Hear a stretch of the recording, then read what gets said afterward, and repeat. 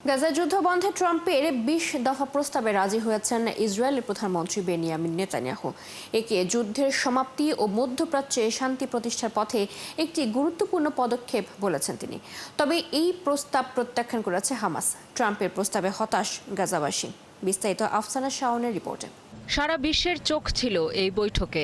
আশা ছিল আসবে যুদ্ধবিরতির ঘোষণা, তবে সরাসরি তা না হলেও পশ্চিমা তরফে এসেছে ২০ দফা প্রস্তাব।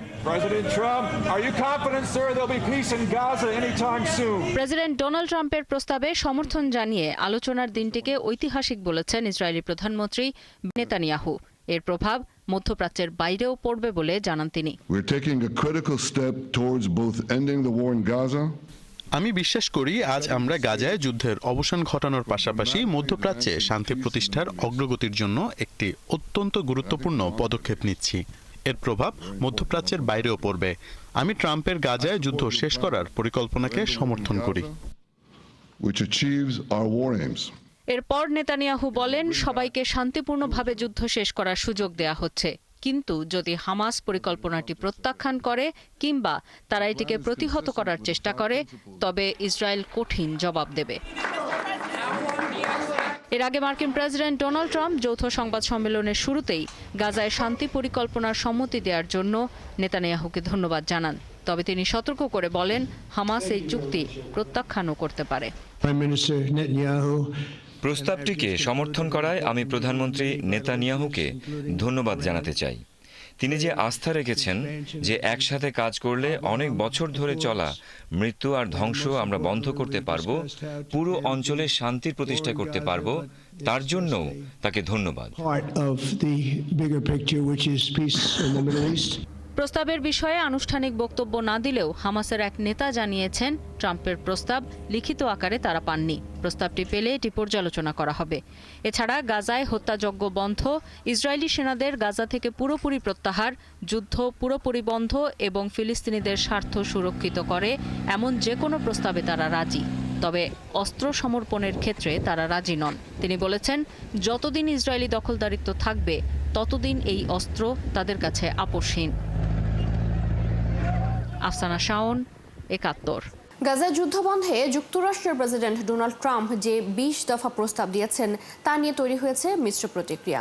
পশ্চিমারা একে দুপক্ষের জন্যই সুবিধাজনক বলেও মধ্যপ্রাচ্য একে দেখছে একতরফা হিসেবে। চলুন দেখে আসি কি আছে ট্রাম্পের ২০ দফায়।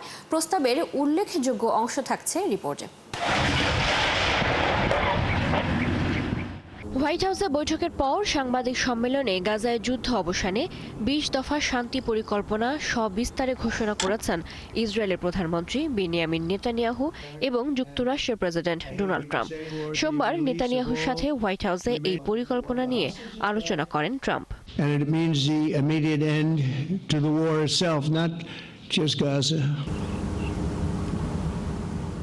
প্রস্তাব অনুযায়ী প্রথমেই তাৎক্ষণিকভাবে অবরুদ্ধ গাজা উপত্যকায় ইসরায়েলের সামরিক অভিযান বন্ধ এবং সেখানকার বিদ্যমান যুদ্ধরেখা অপরিবর্তিত থাকবে। এই পরিকল্পনার আওতায় গাজার শাসক গোষ্ঠী হামাসকে অস্ত্র সমর্পণ এবং তাদের আক্রমণাত্মক অস্ত্র ভান্ডার ধ্বংস করতে হবে। পাশাপাশি আগামী ৭২ ঘণ্টার মধ্যে জীবিত ২০ ইসরায়েলি বন্দী এবং মৃত ২ ডজনের বেশি জিম্মির মরদেহ ফেরত দিতে হবে। এই বন্দীদের মুক্তির পর ইসরায়েল শত শত বন্দী ফিলিস্তিনিকে মুক্তি দেবে বলে প্রস্তাবে উল্লেখ করা হয়েছে। এতে বলা হয়, উভয় পক্ষ প্রস্তাবে সম্মত হলে গাজা উপত্যকায় অবিলম্বে পূর্ণ মাত্রার সহায়তা পাঠানো হবে।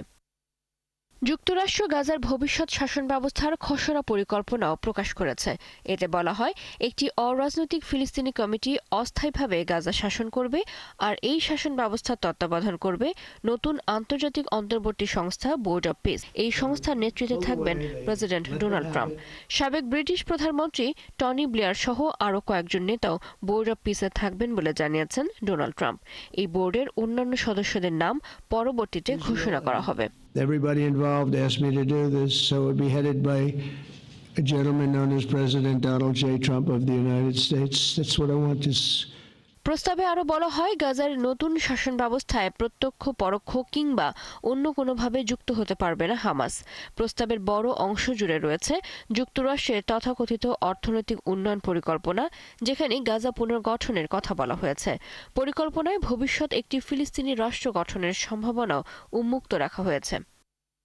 এছাড়াও আরো বেশ কিছু পরিকল্পনা তুলে ধরেন ডোনাল্ড ট্রাম্প। প্রস্তাবের সমর্থনও জানিয়েছেন ইসরায়েলের প্রধানমন্ত্রী বেনিয়ামিন নেতানিয়াহু। ইরাক যুদ্ধের জন্য মধ্যপ্রাচ্যে যুক্তরাজ্যের সাবেক প্রধানমন্ত্রী টনি ব্লেয়ার আজও একজন যুদ্ধাপরাধী হিসেবে চিহ্নিত। ইরাকে মধ্যপ্রাচ্যে শান্তির দূত হিসেবে কাজ করলেও ব্লেয়ার ফিলিস্তিন রাষ্ট্র গঠনে বাধা দিয়েছেন। এছাড়া ইসরায়েলের অবৈধ বসতি স্থাপনও বন্ধ করতে ব্যর্থ হয়েছিলেন। এ কারণে গাজার ভবিষ্যৎ নির্ধারণে তার সম্ভাব্য ভূমিকা নিয়ে এরই মধ্যে তীব্র বিতর্ক শুরু হয়েছে। শারমিন শ্রাবণের রিপোর্ট।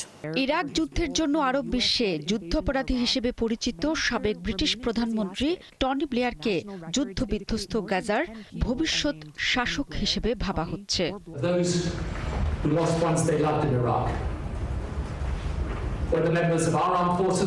2003 সালে গণবিধ্বংসী অস্ত্রের মিথ্যা অভিযোগে যুক্তরাষ্ট্রের নেতৃত্বে ইরাক আগ্রাসনের সময় যুক্তরাজ্যের প্রধানমন্ত্রী ছিলেন টনি ব্লেয়ার।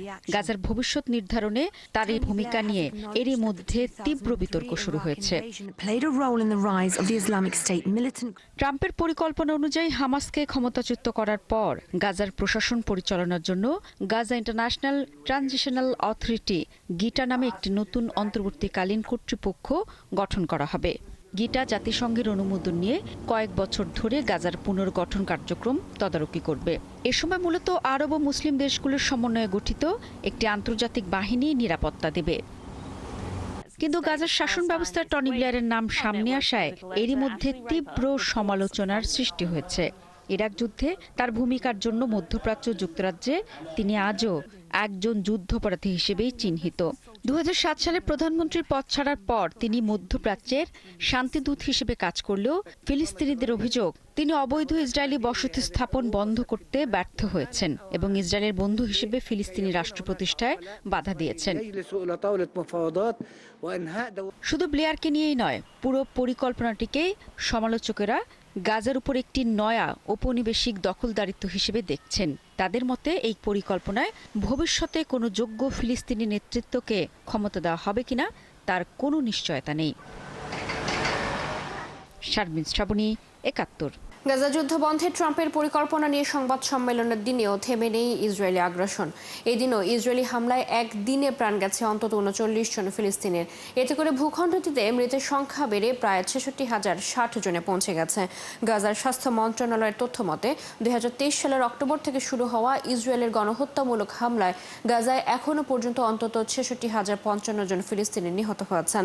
মন্ত্রণালয়ের এক বিবৃতিতে আরও বলা হয়, গত 24 ঘন্টায় গাজার বিভিন্ন হাসপাতালগুলোতে আরও 50 জনের মরদেহ আনা হয়েছে। এ সময় আহত হয়েছেন 184 জন। এ নিয়ে ইসরায়েলি আগ্রাসনে মোট আহতের সংখ্যা দাঁড়িয়েছে 1,68,346 জনে। অনেক ভুক্তভোগী এখনও ধ্বংসস্তূপের নিচে এবং রাস্তায় পড়ে আছেন, কিন্তু উদ্ধারকর্মীরা তাদের কাছে পৌঁছাতে পারছেন না। দোহায় হামলার ঘটনায় কাতারের কাছে ক্ষমা প্রার্থনা করেছেন ইসরায়েলের প্রধানমন্ত্রী বেনিয়ামিন নেতানিয়াহু। ওই হামলায় একজন কাতারি নাগরিক নিহত হন। কাতারে হামলার পর আন্তর্জাতিক চাপের মুখে পড়ে ইসরায়েল। হোয়াইট হাউসে যুক্তরাষ্ট্রের প্রেসিডেন্ট ডোনাল্ড ট্রাম্পের সাথে সোমবার বৈঠক করেন নেতানিয়াহু। সেখান থেকে কাতারের প্রধানমন্ত্রীকে যৌথভাবে ফোন করেন তারা। সে সময় ক্ষমা চান নেতানিয়াহু। এক বিবৃতিতে হোয়াইট হাউস জানিয়েছে, কাতারে ইসরায়েলের ক্ষেপণাস্ত্র হামলায় অনিচ্ছাকৃত একজন কাতারি সেনা নিহত হওয়ায় নেতানিয়াহু গভীর দুঃখ প্রকাশ করেছেন। পাশাপাশি বন্দি মুক্তি আলোচনার সময় হামাস নেতৃত্বকে লক্ষ্যবস্তু করার মাধ্যমে ইসরায়েল কাতারের সার্বভৌমত্ব লঙ্ঘন করেছে। নেতানিয়াহু নিশ্চিত করেন যে ভবিষ্যতে ইসরায়েল এমন ধরনের হামলা আর চালাবে না। গত 9 সেপ্টেম্বর চালানো হামলায় অন্তত 5 জন হামাস সদস্য এবং একজন কাতারি নিরাপত্তা কর্মকর্তা নিহত হন।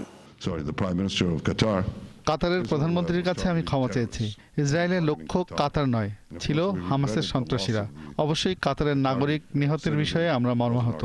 এটা আমাদের উদ্দেশ্য ছিল না। যুক্তরাজ্যে স্থায়ীভাবে বাস করতে যাওয়া অভিবাসীদের জন্য কঠোর নিয়ম চালু করতে যাচ্ছেন স্বরাষ্ট্রমন্ত্রী শাবানা মাহমুদ। লেবার পার্টির এক সংবাদ বিজ্ঞপ্তিতে বলা হয়, এই বছরের শেষের দিকে নীতি পরিবর্তনের বিষয়টি নিয়ে সরকার পরামর্শ করবে। যুক্তরাজ্যের স্বরাষ্ট্রমন্ত্রীর নতুন পরিকল্পনার অধীনে দেশটিতে স্থায়ীভাবে থাকার জন্য অভিবাসীদের চাকরি করতে হবে। তারা কোনো সরকারি ভাতা দাবি করতে পারবেন না। এছাড়া তাদের স্বেচ্ছাসেবকমূলক কাজে অংশ নিতে হবে। বর্তমানে যেসব অভিবাসীর পরিবার যুক্তরাজ্যে 5 বছর বসবাস করছে তারা স্থায়ী বসবাসের অনুমতি পাওয়ার যোগ্য। একই সাথে যারা যে কোনো ধরনের ভিসায় 10 বছর বৈধভাবে যুক্তরাজ্যে রয়েছেন তারাও এই অধিকার পান। এই যোগ্য আবেদনকারীরা যুক্তরাজ্যে বসবাস, কাজ ও পড়াশোনা করার অধিকার পাচ্ছেন। এছাড়া ভাতা নেওয়া এবং যুক্তরাজ্যের নাগরিকত্বের জন্য আবেদন করার সুযোগও মিলছে। নেপালে জেন জি আন্দোলনে ক্ষমতাচ্যুত প্রধানমন্ত্রী কেপি শর্মা ওলির উপর ভ্রমণ নিষেধাজ্ঞা জারি করেছে অন্তর্বর্তী সরকার। সোমবার দেশটির স্বরাষ্ট্র মন্ত্রণালয়ের এক বিবৃতিতে এ তথ্য জানানো হয়। বিবৃতিতে বলা হয়েছে, যতদিন বিক্ষোভ বিষয়ক তদন্ত শেষ না হবে ততদিন পর্যন্ত দেশ ছাড়তে পারবেন না ওলি। সাবেক প্রধানমন্ত্রীর পাশাপাশি নেপালের সাবেক স্বরাষ্ট্রমন্ত্রী রমেশ লেখক, জাতীয় গোয়েন্দা সংস্থার সাবেক প্রধান হুতারাজ থাপা এবং আরও 2 জন জ্যেষ্ঠ আমলার উপর জারি করা হয়েছে এই নিষেধাজ্ঞা। গত 8 ফেব্রুয়ারি নজিরবিহীন বিক্ষোভ শুরু হয় নেপালের রাজধানী কাঠমান্ডুতে। শিক্ষার্থী ও জেনজিদের ডাকা এই আন্দোলন অল্প সময়ের মধ্যে ছড়িয়ে পড়ে পুরো দেশে। পুলিশের সাথে আন্দোলনকারীদের সংঘাতে 2 দিনে কমপক্ষে 73 জন নিহত হন। বিক্ষোভে দ্বিতীয় দিন পরিস্থিতি নিয়ন্ত্রণের বাইরে চলে যাওয়ার পর সেনাবাহিনীর কাছে ক্ষমতা হস্তান্তর করে পদত্যাগ করেন ওলি। ইন্দোনেশিয়ার পূর্ব জাভার সিদোআর্জো শহরে স্কুল ভবন ধসের ঘটনায় অন্তত এক ছাত্রের মৃত্যু হয়েছে, আহত হয়েছে অন্তত 80 জন। এখনো পর্যন্ত ধ্বংসস্তূপের নিচে 65 জন ছাত্র চাপা পড়ে রয়েছেন বলে আশঙ্কা করা হচ্ছে। স্থানীয় সময় সোমবার বিকেলে আল খুজিনি ইসলামিক বোর্ডের স্কুলের নামাজ ঘরের ভবন হঠাৎ ভেঙে পড়লে এই দুর্ঘটনা ঘটে। তখন 7ম থেকে একাদশ শ্রেণীর শিক্ষার্থীরা নামাজ পড়ছিল। রাতভর চলা তল্লাশি পর মঙ্গলবার ভোরে 8 জনকে গুরুতর আহত অবস্থায় উদ্ধার করা হয়। উদ্ধারকারীরা জানিয়েছে, ধ্বংসস্তূপের নিচে আরও বহু মরদেহ দেখা গেছে, ফলে মৃতের সংখ্যা বাড়তে পারে। প্রায় কয়েকশো উদ্ধারকর্মী, পুলিশ ও সেনা এই অভিযানে অংশ নিয়েছেন। বিপজ্জনক পরিস্থিতির কারণে ভারী যন্ত্র ব্যবহার করা হয়নি। এর বদলে উদ্ধারকর্মীরা অক্সিজেন ও পানি পৌঁছে দেওয়ার চেষ্টা করছেন ভেতরে আটকে থাকা ছাত্রদের কাছে। টাইফুন বুয়ালুইয়ের কারণে ভিয়েতনামে মৃত্যুর সংখ্যা বেড়ে 19 জনে দাঁড়িয়েছে আর 21 জন নিখোঁজ রয়েছেন। মঙ্গলবার দেশটির সরকার এই তথ্য জানিয়েছে। চলতি বছর ভিয়েতনামে আঘাত হানা সবচেয়ে প্রাণঘাতী টাইফুন হয়ে দাঁড়িয়েছে বুয়ালুই। এর প্রভাবে দেশটির উত্তরাঞ্চলে ভারী বৃষ্টি হচ্ছে, বাড়ছে বন্যা ও ভূমিধসের ঝুঁকি।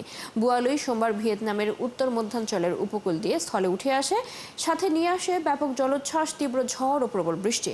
গত সপ্তাহে ফিলিপিন্সে এই টাইফুনটির তাণ্ডবে ফিলিপাইনে অন্তত 10 জনের মৃত্যু হয়। সরকার জানিয়েছে, ঝড়ে আরও 88 জন আহত হয়েছেন, 1 লাখেরও বেশি বাড়ি ক্ষতিগ্রস্ত হয়েছে এবং 10,000 হেক্টরের বেশি জমির ধান ও অন্য ফসল ডুবে গেছে। দেশটির জাতীয় আবহাওয়া সংস্থা জানিয়েছে, গত 24 ঘন্টায় ভিয়েতনামের বিভিন্ন অংশে 300 মিলিমিটারেরও বেশি বৃষ্টিপাত হয়েছে। এই ছিল এখনকার আয়োজনে বিশ্বের আরও নতুন কিছু খবর নিয়ে আবারও হাজির হব আগামীকাল সকাল 9:30টায়। চোখ রাখুন একাত্তরের ফেসবুক পেজে, সাবস্ক্রাইব করুন একাত্তরের ইউটিউব চ্যানেল, একাত্তরের সাথে থাকুন।